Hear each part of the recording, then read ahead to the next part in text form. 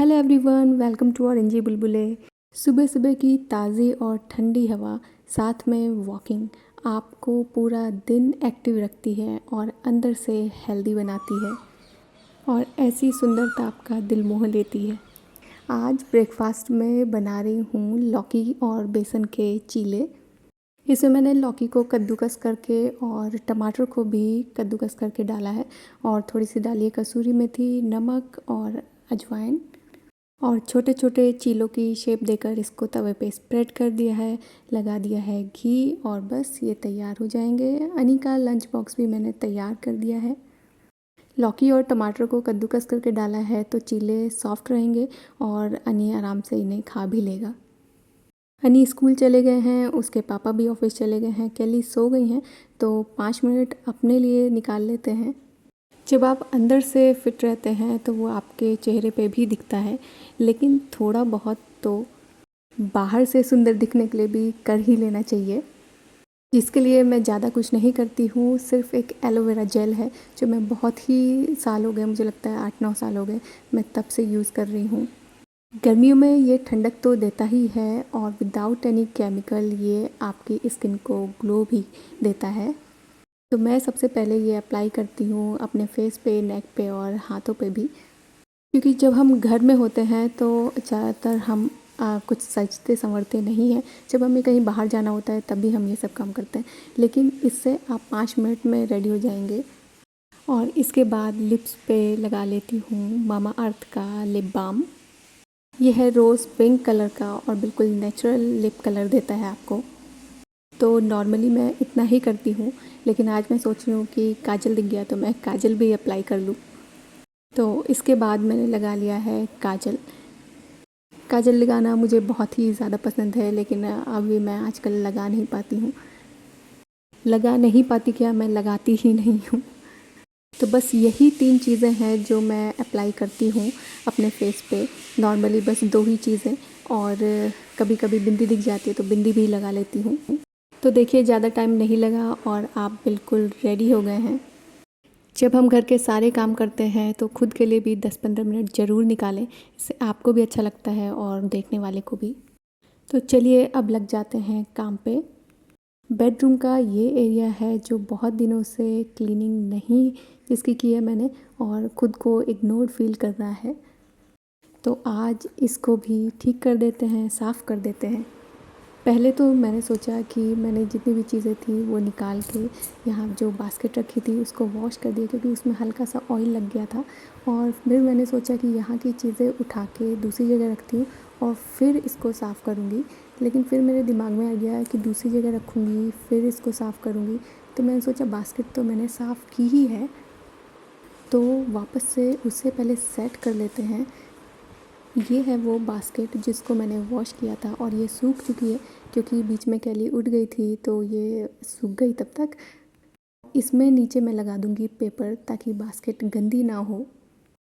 इस तरह से आपके पास पॉलीथीन है वो लगा सकते हैं, और मेरे पास हैं यहाँ पे 2-3 हैंकी जो 3-4 साल पुराने हैं, अनी के हैं ये। इन्हें फेंकने का कोई मतलब नहीं है और यूज़ भी ऐसे नहीं करना चाहती मैं उसके लिए, तो मैंने सोचा इन्हीं को डस्टर बना लेती हूँ और इसी से मैंने जितनी भी चीज़ें थी उनकी डस्टिंग कर दी।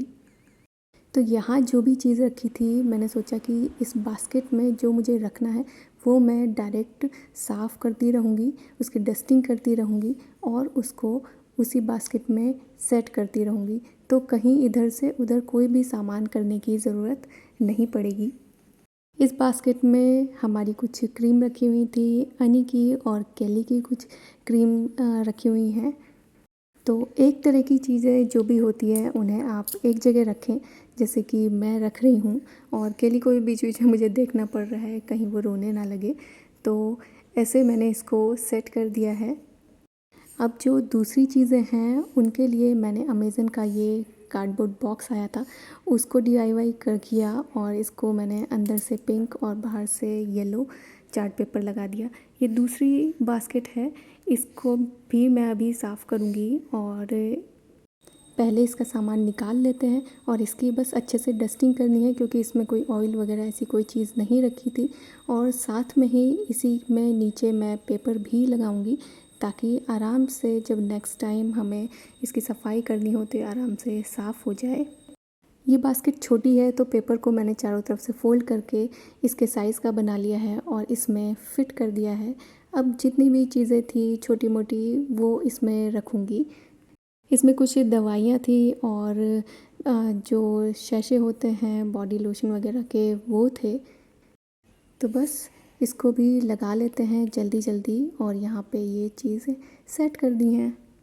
ये है इलेक्ट्रिक ब्रेस्ट फीडिंग पंप। कभी कभी यूज़ करना पड़ता है, कहीं सप्लाई डिप तो नहीं हो रही है, तो फ़िलहाल अभी इसकी ज़रूरत नहीं है तो मैंने इसे भी साफ़ कर दिया है। और यहाँ से देखिए जितनी चीज़ें थी यहाँ पे सारी अपनी अपनी जगह उनकी बास्केट में मैंने रख दी हैं और यहाँ से पूरा सब कुछ क्लीन हो गया है और इसकी भी मैंने डस्टिंग कर दी है अच्छे से। जो भी वायर वगैरह यहाँ पे लगे हुए थे, फ़ोन चार्जर, उसको भी साफ़ कर दिया है और उनको अपनी जगह पे रख दिया है।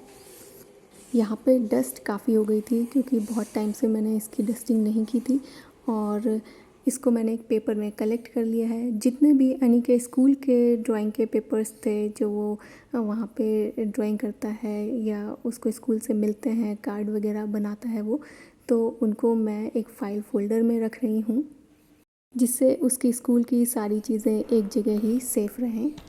इस पंप के साथ एक आया था पाउच जिसमें आप आराम से इसको कैरी कर सकते हैं। तो जब मैं यूज़ नहीं कर रही होती हूँ इस पंप को तो मैं इसको इसी में रखती हूँ, इसी पाउच में, जिससे ये सेफ़ रहता है। और फ़िलहाल सारी चीज़ें जितने भी इसके पार्ट्स थे उनको सबको मैंने अच्छे से साफ़ कर लिया है और फ़ोल्ड करके वापस से इसी पाउच में रख दूँगी। तो ये बिल्कुल सेफ़ रहेंगे और जब भी मुझे इसकी ज़रूरत पड़ेगी मैं इसके पंप को स्टरलाइज़ करके फिर से यूज़ कर सकती हूँ और ये पाउच में बिल्कुल डस्ट फ्री रहेगा। तो देखिए किसी भी काम को करने में ज़्यादा टाइम नहीं लगता, बस बात ये होती है कि वो काम शुरू हो जाए। यानी कि जितने भी छोटे छोटे यहाँ टॉयज़ रखे थे मैंने उन्हीं से इसको डेकोरेट कर दिया है और ये अब आप बताना कमेंट करके कि कैसा लग रहा है। तो बस आज के वीडियो में इतना ही, मिलेंगे आपसे नेक्स्ट वीडियो में, तब तक के लिए टेक केयर।